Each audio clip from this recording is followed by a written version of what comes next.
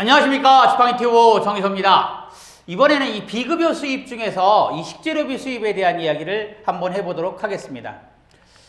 이 식재료비 수입 뭐 간단하죠. 어르신 한 끼에 3,000원인데 하루 세 끼니까 9,000원.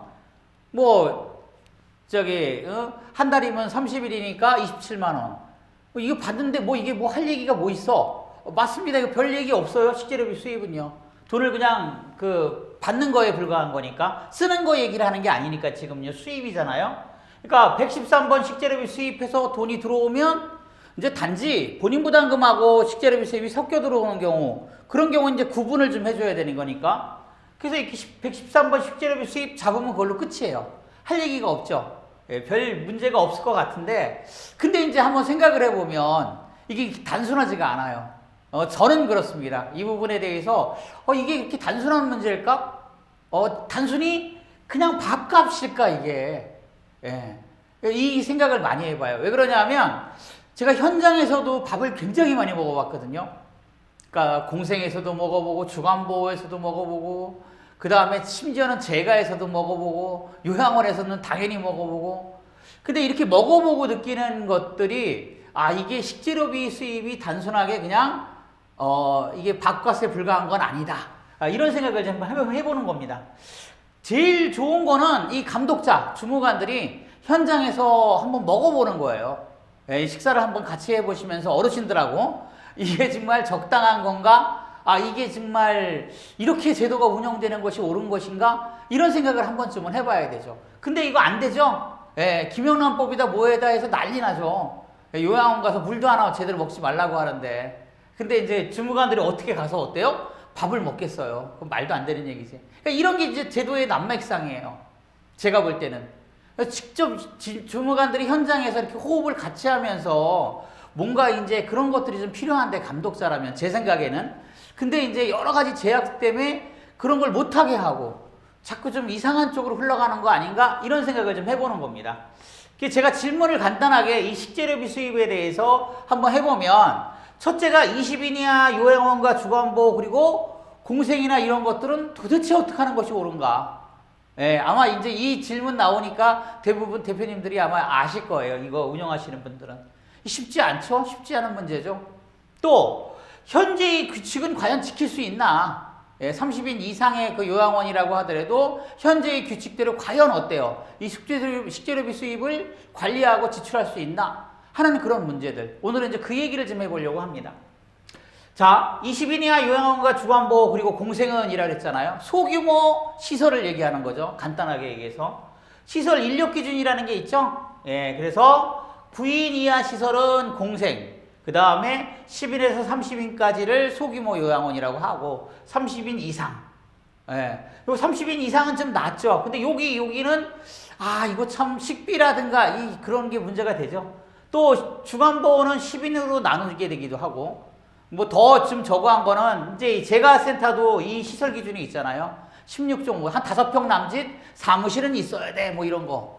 근데 이런 것들이 과연 적정한가, 특히 식재료비 앞에서는 적정한가라는 거를 의문하게 됩니다.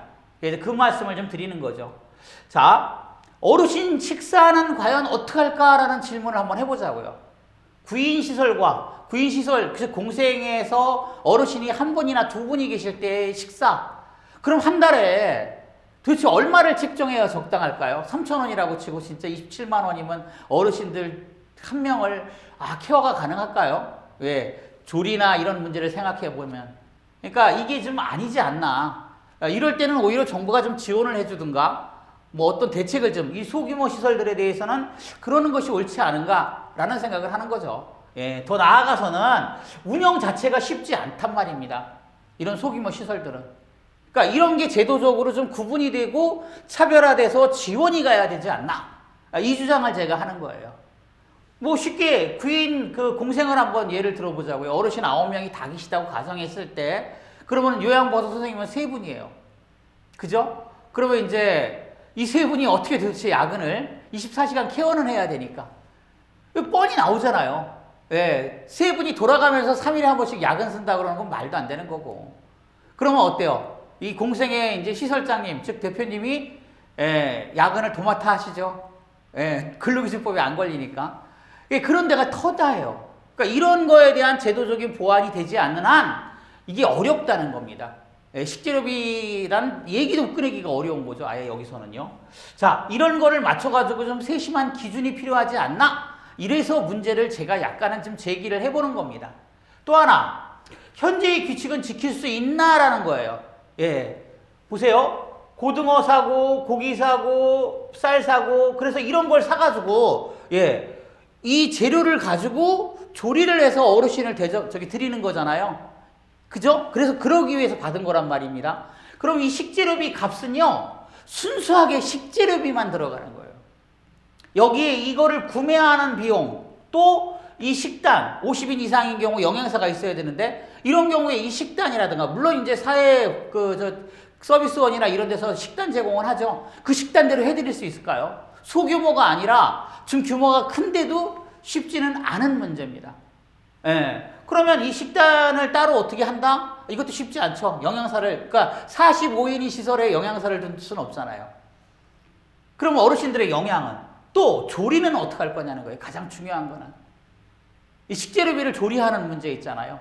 이거 조리는 어떻게 해요? 또 이제 배달은 어떻게 할 겁니까? 예. 조리실에서 각 호실로 배달을 하고 뭐하고 하는 것도 또 나름 인력이 필요하잖아요.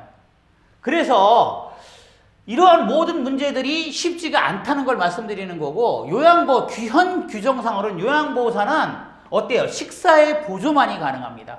조리를 해서도 안 되고, 구매를 해서도 안 되고, 어때요? 예, 배달을 해서도 안 되는 거예요.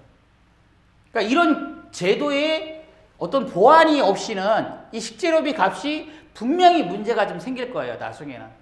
그래서 이런 문제점들에 대해서 제가 미리 말씀을 좀 드리는 거고, 지금 이제 그 대안으로 떠오르는 게 위탁업체죠. 예, 위탁업체는 분명히 대안이 맞습니다. 근데 위탁업체의 조리 비용은 어떻게 할 거냐는 거예요.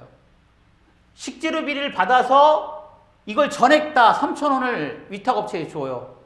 주는 경우에 그럼 위탁업체에서는 그 3,000원을 가지고 조리를 할 테고, 이런 재료는 다 포함이 되지만 구매를 할 테고, 거기에 조리를 하고, 그리고 배송도 해야 되고, 그잖아요? 그리고 업체의 이익은 어떻게 하느냐는 거예요. 여기가 비영리라 가지고, 이 위탁업체가 비영리고, 또 이제 몇몇 대표님들이 모이셔가지고 만든 그런 집단도 있거든요. 위탁업체도 있는데, 그런 경우에는 어때요? 뭐 이익은 안 따진다고 하더라도 조리비용, 배송비용, 그쪽의 인건비 이런 것들은 과연 어떻게 하면 좋겠냐? 그러니까 이런 질문을 할 수밖에 없는 거죠. 자, 정리를 한번 해볼게요. 113번 식재료비라고 하는 거는, 예, 순수하게 재료비만을 지금 얘기하고 있어요. 즉 3,000원, 어르신 식사비 3,000원, 직원분들 식사비 3,000원을 받는다는 이 3,000원 안에는 조리비도 포함돼서는 안 되는 거고, 그거에 대한 여타 어떤 다른 비용이 포함돼서는 안 되는 겁니다. 예, 그게 규칙이에요. 그러니까 이게 좀 개정이 돼야 된다. 뭔가 좀 폭넓게 좀 하지 않으면 안 되지 않나. 그리고 그게 또 저는 나름 가능한 방법들이 좀 있다고 저는 생각하거든요. 제가 뭐 한 몇천 곳 이렇게 보다 보니까, 아, 이건 이런 방법이 되지 않나? 또 일본의 예를 따져도 그렇고요. 옆나라. 보면 이게 가능한데 참 어렵다? 이 생각을 많이 합니다. 예. 어쨌든 이것은 식재료비는 단순한 식사, 즉, 이렇게 볼 게 아니라 이 식사 대상의 어르신이라는 데 한번 주목해 볼 필요가 있는 거죠. 예, 일반적인 식사를 제공해서는 어르신들은 식사를 하기가 어렵습니다. 아이들은 이유식을 주듯이 어르신들은 어르신 식사를 줘야 되거든요. 그러니까 이런 거에 대한 고민도 사실은 안 되는 거예요. 예. 자, 한 명서부터 심지어는 100명 이상의 많은 그 어르신을 모시고 계신 데도 있는데, 그러면 한 명 어르신 계신 곳과 100명 이상 계신 곳이 같게 어때요? 식사를 제공할 수는 없지 않습니까? 근데 현행 제도는, 예, 한 명이나 100명이나 동일하죠. 그래서 이런 점들에 대한 대안이 필요하고, 규칙이 나름 새로 만들어지지 않으면 안 되겠다. 그래서 이런 문제를 제기하는 겁니다, 제가. 자, 위탁업체가 대안인 건 맞죠? 그럼 위탁업체에 대한 어때요? 관련 규정을 하루빨리 좀 뭔가 정비를 해서 이런 위탁업체들이 뭐 발전을 하면 좋겠고요. 대표님들이 좀 모이셔가지고, 예, 요양원 대표님들이 한 뭐 10분 모이셔가지고 이런 뭐 그 지역에서 위탁업체를 만들어서 뭐 조리를 공동으로 해서 제공한다거나 여러 여타 방법이 있거든요. 조합식으로 한다든가. 뭐 제가 위탁업체를 뭐 선전하겠다고 하는 게 아니라 저런 위탁업체하고 연관 없잖아요. 그러니까 어쨌든 어떤 대안이 필요하다. 그리고 규칙이 필요하다. 무엇에 대해서 즉 어르신들 식재료비에 대해서만큼은 반드시 어때요? 대안이 좀 있어야 되지 않나 하는 것이 제 생각입니다. 그래서 오늘은 뭐 별거는 회계상으로 별건 없어요. 식재료비 들어오면 그냥 식재료비로 처리하면 그만인데 이거에 대해서 한번 이렇게 나름 제가 여태까지 10년 동안 지켜보면서 느껴온 거에 대해서 말씀을 좀 드리는 겁니다. 감사합니다.